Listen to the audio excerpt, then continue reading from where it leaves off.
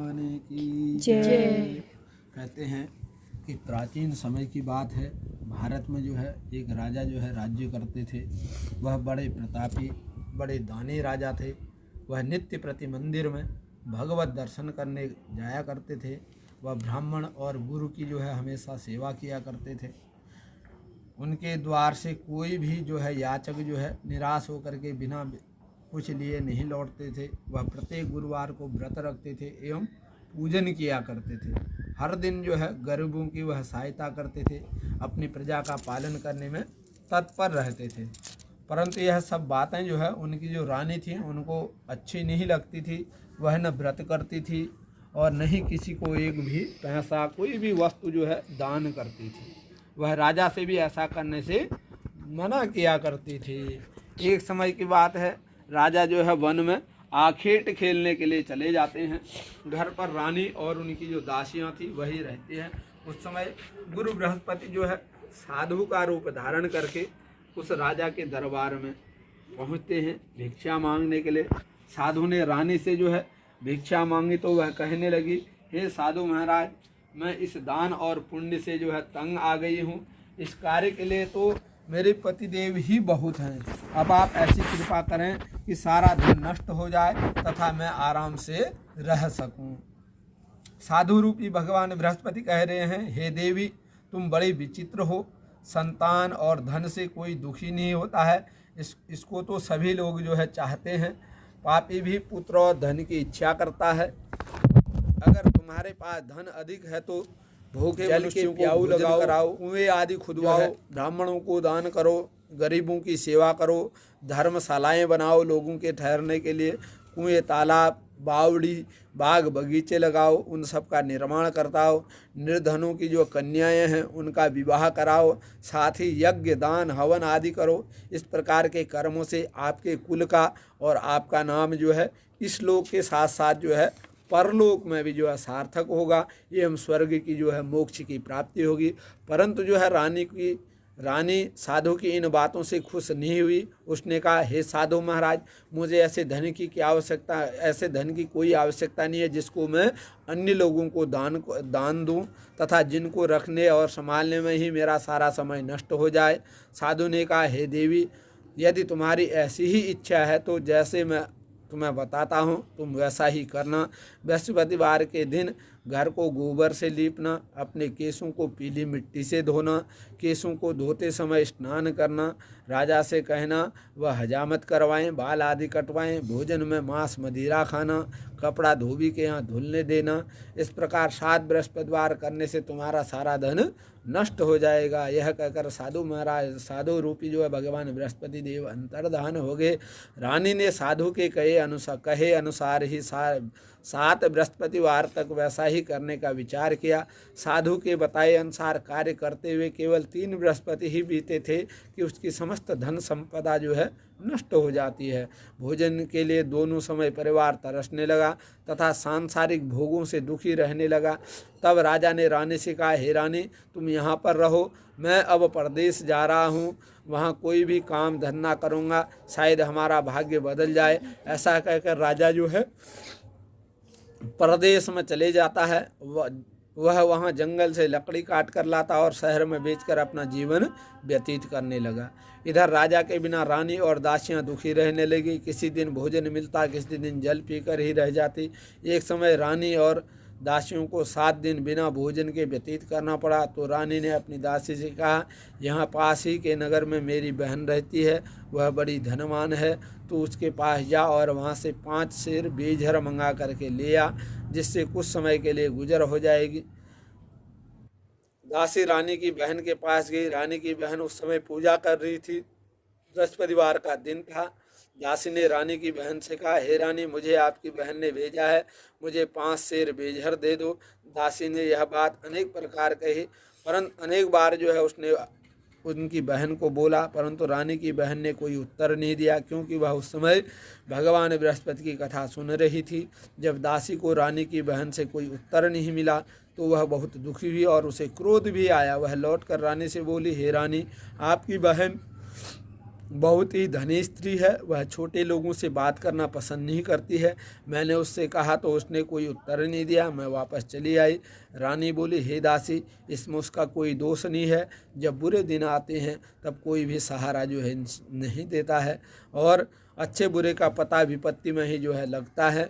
जो ईश्वर की इच्छा होगी वही होगा, यह सब हमारे भाग्य का दोष है। उधर रानी की बहन ने सोचा कि मेरी बहन की दासी थी, परंतु मैं उससे नहीं बोली, इससे वह बहुत दुखी हुई होगी। अतः कथा सुन और विष्णु भगवान का पूजन समाप्त कर वह अपनी बहन के घर आई और कहने लगी, हे बहन, मैं बृहस्पतिवार का व्रत कर रही थी, तुम्हारी दासी हमारे घर गई थी, परंतु जब तक कथा होती है तब तक हम लोग न उठते हैं और नहीं बोलते हैं, इसलिए मैं नहीं बोली। कहो दासी क्यों गई थी? रानी बोली, बहन, हमारे घर अनाज नहीं था, वैसे तुमसे कोई बात छिपी नहीं है, इस कारण मैंने दासी को तुम्हारे पास जो है 5 सेर बेझर लेने के लिए भेजा था। रानी की बहन बोली, बहन, बृहस्पति भगवान सबकी जो है मनोकामना पूर्ण करते हैं, देखो शायद तुम्हारे घर में अनाज रखा हो। यह सुनकर दासी घर के अंदर गई तो वहाँ उसे एक बड़ा बेझर का भरा हुआ मिला।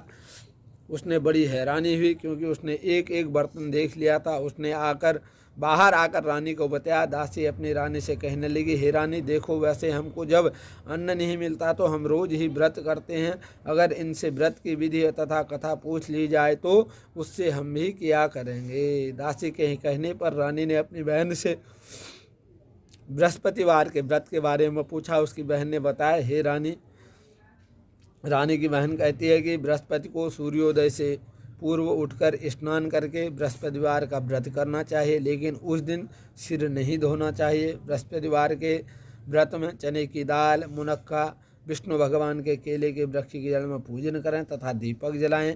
उस दिन एक ही समय भोजन करें। भोजन पीले खाद्य पदार्थ का करें तथा कथा सुने।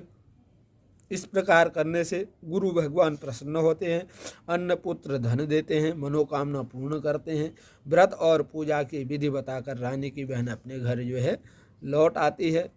रानी और दासी दोनों ने निश्चय किया कि बृहस्पति देव भगवान का पूजन जरूर करेंगे। 7 दिन बाद जब बृहस्पति आया तो उन्होंने व्रत रखा। घुड़साल में जाकर चना और गुड़ बीन कर लाई तथा उसी दाल से केले की जड़ पर भगवान का पूजन किया। और अब भोजन कहाँ से पीला आए?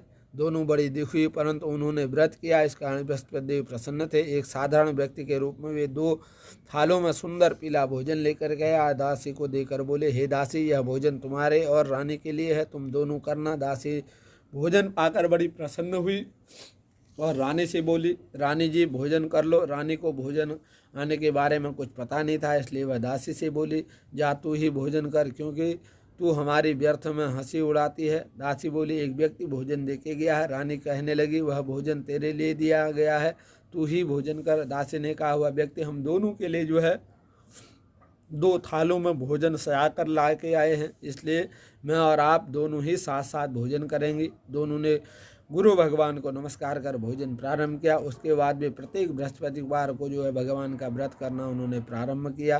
बृहस्पति भगवान की कृपा से उनके पास धन हो गया, परंतु रानी फिर पहले की तरह ही आलस्य करने लगी। तब दासी बोली, देखो रानी, तुम पहले भी इस प्रकार आलस्य करती थी, तुम्हें धन के रखने में कष्ट होता था, इस कारण सभी धन जो है नष्ट हो गया। अब गुरु भगवान की कृपा से धन मिला है तो फिर क्यों आलस्य होता है?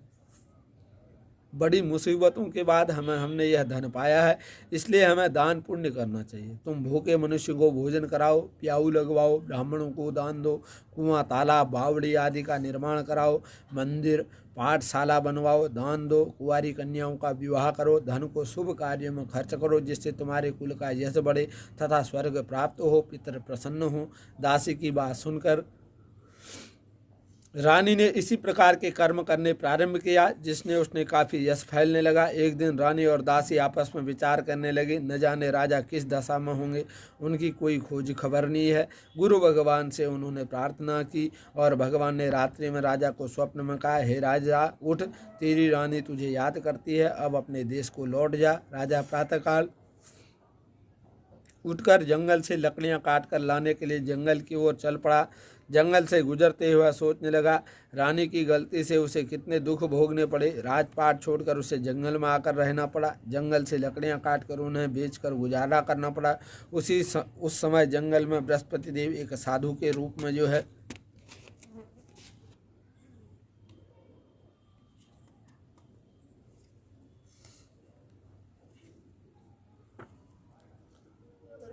साधु का रूप जो है धारण कर आए और राजा के पास आकर बोले, हे लकड़हारे, तुम इस सुनसान जंगल में किस चिंता में बैठे हो, मुझे बताओ। यह सुन राजा ने नेत्रों में जल भर आया, अश्रुओं की धारा बहने लगी और बोले, हे साधु की वंदना करते हुए, हे प्रभु, आप सब कुछ जानने वाले हैं। इतना कहकर राजा ने साधु को अपनी संपूर्ण कहानी जो है बतला दी। महात्मा दयालु होते हैं।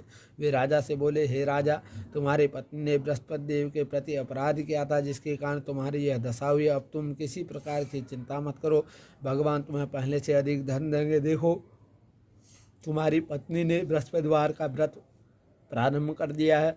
अब तुम भी बृहस्पतिवार का व्रत करके चने की दाल व गुड़ जल के लोटे में डालकर केले का पूजन करो। फिर जो है कथा कहो या सुनो, भगवान तुम्हारी सब मनोकामना पूर्ण करेंगे। साधु को प्रसन्न देखकर राजा बोले, हे प्रभु, मुझसे लकड़ी बेचकर इतना पैसा भी नहीं बचता जिससे भोजन करने के उपरांत कुछ बचा सकूं। मैंने रात्रि में अपनी रानी को व्याकुल देखा है। मेरे पास कोई साधन नहीं है जिससे समाचार जान सकूं। फिर मैं बृहस्पति देव की क्या कहानी कहूँगा, मुझे तो कुछ भी मालूम नहीं है। साधु ने कहा, हे राजा, तुम किसी बात की चिंता मत करो। बृहस्पति के दिन तुम रोजाना की तरह लकड़ियाँ लेकर शहर में जाओ। तुम्हें रोज से दुगना धन प्राप्त होगा, जिससे तुम भली भांति भोजन कर लोगे तथा बृहस्पति की पूजा का सामान भी आ जाएगा। द्वितीय कहते हैं, प्राचीन काल में एक बहुत ही निर्धन ब्राह्मण थे। उसकी कोई संतान नहीं थी। वह नित्य पूजा पाठ करता, परंतु उसकी स्त्री बहुत मलिनता के साथ रहती थी। वह न स्नान करती, न किसी देवता का पूजन करती। प्रातःकाल उठते ही सर्वप्रथम भोजन करती थी, बाद में कोई अन्य काम किया करते थे। ब्राह्मण देवता बहुत दुखी रहते थे। पत्नी को बहुत समझाते, किंतु उसका कोई परिणाम न निकलता। भगवान की कृपा से ब्राह्मण की स्त्री को कन्या उत्पन्न हुई। वह कन्या अपने पिता के घर में बढ़ने लगी। वह बालिका प्रातः स्नान करके भगवान विष्णु का जप किया करती थी। वह बचपन से ही बृहस्पति का व्रत भी करने लगी। पूजा पाठ समाप्त कर स्कूल जाते समय अपनी मुट्ठी में जौ भर कर ले जाती। पाठशाला जाने के मार्ग में डालती। वही जो स्वर्ण के रूप में परिवर्तित हो जाते। लौटते समय उनको बीन कर घर ले जाते। एक दिन वह बालिका सूप में उन सोने के जौ को फटक कर साफ कर रही थी। तभी उसकी माँ ने देख लिया और कहा, हे बेटी, सोने की जौ को फटकने के लिए सोने के सूप भी होना चाहिए। दूसरे दिन गुरुवार था। इस कन्या ने व्रत रखा और बृहस्पति देव से प्रार्थना की, हे प्रभु, यदि मैंने सच्चे मन से आपकी पूजा करी हो तो मुझे सोने का सूप दे दो। बृहस्पति देव ने उसकी प्रार्थना स्वीकार कर ली। रोजाना की तरह वह कन्या जौ फैलाती हुई स्कूल चली गई। स्कूल से लौटकर जब वह जौ बीन रही थी तो बृहस्पति की कृपा से उसे सोने का सूप भी मिला। उसे वह घर ले आई और उसे जौ साफ करने लगी, परंतु उसकी माँ वही ढंग रहा। एक दिन की बात है, वह कन्या सोने के सूप में जौ साफ कर रही थी। उस समय उस नगर का राजकुमार वहां से होकर निकला। इस कन्या के रूप और सोने के सूप में जौ को साफ करते देखकर वह उस कन्या पर मोहित हो गया। राजमहल में आकर वह भोजन तथा जल का त्याग कर देता है। राजा को जब राजकुमार द्वारा अन्न जल त्यागने का समाचार ज्ञात हुआ तो अपने मंत्रियों के साथ वह अपने पुत्र के पास गया और बोले, हे पुत्र, तुम्हें किस बात का कष्ट है? किसने तुम्हारा अपमान किया अथवा कोई और कारण है तो मुझको बतलाए। राजकुमार ने अपने पिता की बात सुनी तो वह बोला, मुझे आपकी कृपा से किसी बात का दुख नहीं है। किसी ने मेरा अपमान नहीं किया है, परंतु मैं उस लड़की के साथ विवाह करना चाहूँगा जो सोने के सूप में जौ साफ कर रही थी। यह सुन राजा आश्चर्य में पड़ गया और बोला, हे बेटा जी, इस तरह की कन्या का पता तुम ही लगाओ, मैं उसके साथ तुम्हारा विवाह अवश्य करवा दूंगा। राजकुमार ने राजा को उस लड़की के घर का पता बतलाया। मंत्री उस लड़की के घर गया और राजा का आदेश ब्राह्मण को सुनाया। कुछ ही दिन बाद ब्राह्मण की कन्या का विवाह राजकुमार के साथ संपन्न हो गया। कन्या के घर से जाते ही उस ब्राह्मण देवता के घर में पहले की भांति गरीबी का निवास हो गया। अब भोजन के लिए वह अन्न बड़ी मुश्किल से मिलता। एक दिन दुखी होकर ब्राह्मण अपनी पुत्री से मिलने गया। बेटी ने पिता की दुखी अवस्था को देख और अपनी माँ का समाचार पूछा। ब्राह्मण ने सभी हाल अपनी पुत्री को बतलाया। कन्या ने बहुत सा धन देकर अपने पिता को विदा कर दिया। इस तरह ब्राह्मण का कुछ समय सुखपूर्वक व्यतीत हुआ, लेकिन कुछ दिन बाद फिर वही हाल हो गया। ब्राह्मण फिर अपनी कन्या के यहाँ गया और अपने हाल अपनी पुत्री को सुनाने लगा। तब वह बोली, हे पिताजी, आप माताजी को यहाँ लिवा लाओ, मैं उन्हें वह विधि बता दूंगी जिससे गरीबी दूर हो जाए। ब्राह्मण देवता अपनी स्त्री को साथ लेकर अपनी पुत्री के पास राजमहल पहुँचे तो पुत्री अपनी माँ को समझाने लगी, हे माँ, तुम प्रातःकाल उठकर प्रथम स्नान आदि करके विष्णु भगवान का पूजन करो तो सब दरिद्रता दूर हो जाएगी। परंतु उसकी माँ ने उसकी एक बात नहीं मानी। वह प्रातःकाल उठकर अपनी पुत्री का बचा जूठन खा लेती थी। एक दिन उसकी पुत्री को बहुत गुस्सा आया। उसने एक रात एक कोठरी से सारा सामान निकाल दिया और अपनी माँ को उसमें बंद कर दिया। प्रातः उसमें से उसे निकाला तथा स्नान आदि कराकर पूजा पाठ करवाया तो उसकी माँ की बुद्धि ठीक हो गई। इसके बाद वह नियम से पूजा पाठ करती और प्रत्येक बृहस्पतिवार को व्रत रखने लगी। इस व्रत के प्रभाव से उसकी माँ भी बहुत धनवान हो गई और बृहस्पति देवता के प्रभाव से वह स्वर्ग को प्राप्त होती है। वह ब्राह्मण भी सुखपूर्वक इस लोक में सुख भोग करके स्वर्ग को प्राप्त हुआ। इस तरह कहानी कर साधु देवता वहाँ से लोप हो गए। धीरे धीरे समय व्यतीत होने पर बृहस्पतिवार का दिन आया। राजा जंगल से लकड़ी काट कर किसी शहर में बेचने गया। उसे उस दिन और दिनों से अधिक धन मिला। राजा ने चना गुड़ आदि लाकर बृहस्पति का व्रत पूजन किया। उस दिन से उसके सभी क्लेश दूर हुए। परंतु जब अगला गुरुवार का दिन आया तो वह बृहस्पतिवार का व्रत करना भूल गया। इस कारण बृहस्पति भगवान नाराज हो गए। उस दिन उसे नगर के राजा ने विशाल यज्ञ का आयोजन किया था। अपने समस्त राज्य में घोषणा करवा दी, कोई भी मनुष्य अपने घर में भोजन न बनाए तथा आग भी न जलाए। समस्त लोग मेरे यहाँ भोजन करें। इस आज्ञा को जो न मानेगा उसको फांसी की सजा दी जाएगी। राजा की आज्ञा अनुसार राज्य के सभी वासी राजा के भोज में सम्मिलित हुए, लेकिन लकड़हारा कुछ देर से पहुंचा, इसलिए राजा उसको अपने साथ महल ले गया। जब राजा लकड़हारे को भोजन करा रहे थे तो रानी की दृष्टि उस खूंटी पर पड़ी जिस पर उनका हार लटका हुआ था। उसे हार खूंटी पर लटका दिखाई नहीं दिया। रानी को निश्चय हो गया कि मेरा हार इसी लकड़हारे ने चुरा लिया। उसी समय सैनिक बुलवाकर उसको जेल में डलवा दिया। जब लकड़हारा जेल खाने में गया तो बहुत दुखी होकर विचार करने लगा कि न जाने कौन से पूर्व जन्म के कर्म थे मेरे, मुझे यह दुख प्राप्त हुआ है। और उसी साधु को याद करने लगा जो जंगल में मिला था। तत्काल बृहस्पति साधु के रूप में प्रकट हो गए और उसकी दशा देखकर कहने लगे, अरे मूर्ख, तूने बृहस्पति की कथा नहीं कही, इस कारण तुम्हें दुख प्राप्त हुआ। आप चिंता मत कर, बृहस्पति के दिन जेल खाने के दरवाजे पर 4 पैसे पड़े मिलेंगे, उनसे तू बृहस्पति का पूजन करना, तेरे समस्त कष्ट दूर हो जाएंगे। अगले बृहस्पतिवार उसे जेल के द्वार पर 4 पैसे मिले। राजा ने पूजा का सामान मंगवा कर कथा कही और प्रसाद बांटा। उस रात्रि को बृहस्पति ने उस नगर के राजा को स्वप्न में कहा, हे राजा, तूने जिस आदमी को जेल खाने में बंद किया वह निर्दोष है, वह राजा है, उसे छोड़ देना। रानी का हार उसी खूंटी पर लटका हुआ है, अगर तू ऐसा नहीं करेगा तो तेरा राज्य सब नष्ट कर दूंगा। राजा प्रातःकाल उठा और खूंटी पर हार टंगा देखकर लकड़हारे को बुलाकर क्षमा मांगे तथा राजा के योग्य सुंदर वस्त्र आभूषण उनको भेंट कर विदा किया। गुरुदेव की आज्ञा अनुसार राजा अपने नगर को चल दिया। राजा जब नगर के निकट पहुंचा तो उसे बड़ा आश्चर्य हुआ। नगर में पहले से अधिक बाग, तालाब, कुएं, बहुत सी धर्मशालाएं, मंदिर, पाठशालाएं बने हुए थे।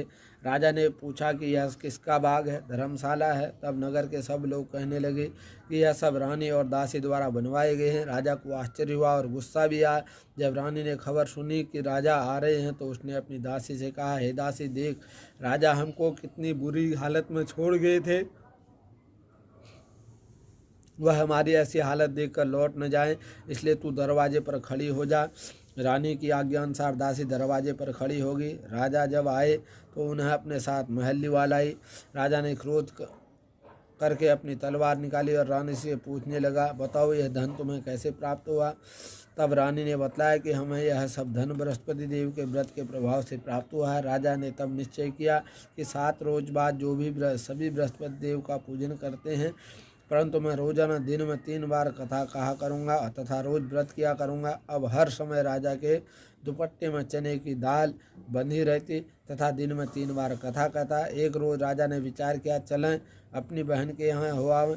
इस तरह का निश्चय कर राजा घोड़े पर सवार हो अपनी बहन के यहाँ चल दिया। मार्ग में उसने देखा कि कुछ आदमी एक मुर्दे को लिए जा रहे हैं। उन्होंने रोककर राजा ने कहा, अरे भाइयों, मेरी बृहस्पति की कथा सुन लो। वे बोले, लो, हमारा तो आदमी मर गया, इसकी अपनी कथा पढ़ी है। परंतु कुछ आदमी बोले, अच्छा कहो, हम तुम्हारी कथा भी सुनेंगे। राजा ने दाल निकाली और कथा कहनी शुरू कर दी।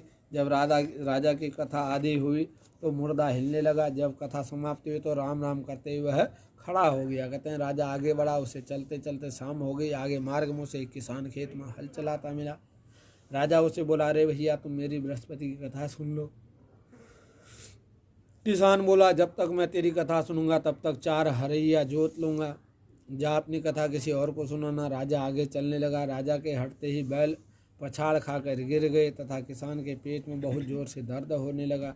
उसी समय किसान की पत्नी रोटी लेकर आई। उसने जब यह सब देखा तो उसने पुत्र से सब हाल पूछा।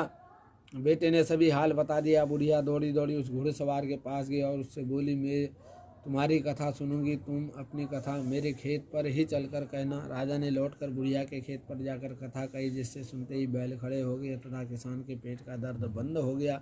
राजा अपनी बहन के घर पहुंचा। बहन ने भाई की खूब मेहमानी की। दूसरे रोज प्रातःकाल राजा जागा तो वह देखने लगा कि सब लोग भोजन कर रहे हैं। राजा ने अपनी बहन से पूछा कि ऐसा कोई मनुष्य है जिसने भोजन नहीं किया है, तो मेरी बृहस्पतिवार की कथा सुन ले। तो बहन बोली, हे भैया, यह देश ऐसा है कि पहले यहाँ के लोग भोजन करते हैं, बाद में अन्य काम करते हैं। अगर पड़ोस में कोई हो तो देख आती हूँ।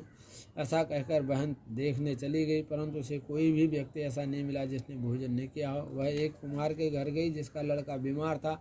उसे मालूम हुआ कि उसके यहाँ 3 दिन से किसी ने भोजन नहीं किया है। रानी ने अपने भाई की कथा सुनने के लिए कुम्हार से कहा। वह तैयार हो गया। राजा ने जाकर बृहस्पतिवार की कथा कही, जिसको सुनकर उसका लड़का जो है ठीक हो गया और अब तो राजा की प्रशंसा होने लगी। एक दिन राजा ने अपनी बहन से कहा, हे बहन, मैं अपने घर जाऊंगा, तुम भी तैयार हो जाओ। राजा की बहन ने अपनी सास से अपने भाई के साथ जाने की आज्ञा मांगी। सास बोली, चली जा, परंतु अपने लड़कों को मत ले जाना, क्योंकि तेरे भाई को कोई संतान नहीं होती है। बहन ने अपने भाई से कहा, हे भैया, मैं तो चलूँगी, परंतु कोई बालक नहीं जाएगा। राजा ने कहा, जब कोई बालक नहीं चलेगा तब तुम जाकर के ही क्या करोगे। दुखी मन से राजा अपने नगर को लौट आया। राजा ने अपनी रानी से कहा, हमें निसंतान है, इसलिए कोई हमारे घर आना पसंद नहीं करता। इतना कहे हुआ बिना भोजन आदि के एक सैया पर लेट गया। रानी बोली, हे प्रभु, बृहस्पति देव ने हमें सब कुछ दिया है, हमें संतान भी अवश्य देंगे। उसी रात बृहस्पति देव ने राजा को स्वप्न में कहा, हे राजा, उठ, सभी सोच त्याग दे, तेरी रानी गर्भवती है। और राजा को यह जानकर बड़ी प्रसन्नता हुई। 9वें मास में जो है रानी के गर्भ से एक सुंदर पुत्र पैदा हुए। जब राजा की बहन को यह शुभ समाचार सुना तो वह बहुत खुश हुई तथा बधाई लेकर अपने भाई के यहाँ आई। तभी रानी ने कहा, घोड़ा चढ़कर नहीं आई, गधी चढ़कर आई। राजा की बहन बोली, भैया, मैं इस प्रकार न कहती तो तुम्हें औलाद कैसे मिलती। बृहस्पति देव ऐसे ही हैं, जिनको मन में जो कामनाएं रहती हैं सभी की मनोकामना पूर्ण करते हैं। जो सद्भावना पूर्वक बृहस्पति का व्रत करता है एवं पढ़ता है, कथा को सुनता है, दूसरों को सुनाता है, बृहस्पति देव उसकी सभी मनोकामना पूर्ण करते हैं। बृहस्पति देव उनकी सदैव रक्षा करते हैं। जो संसार में सद्भावना व सच्चे हृदय से बृहस्पति देव का पूजन करते हैं, उनकी सभी मनोकामनाएं उसी प्रकार पूर्ण होती हैं जैसे रानी और राजा ने बृहस्पति देव की कथा का गुणगान किया। उनकी सभी इच्छाएं बृहस्पति देव ने पूर्ण की। मनुष्य को हृदय से उनका मनन करते हुए जयकार करना चाहिए। बोलिए बृहस्पति भगवान की जय। चला दिएगा। ओम बृहस्पति यति यदरियो अर्हाद्विमदिभाति कृतवज्जने भूयरीद यच्छवसत तदस्मासु द्रविणं देहि चित्रं महा।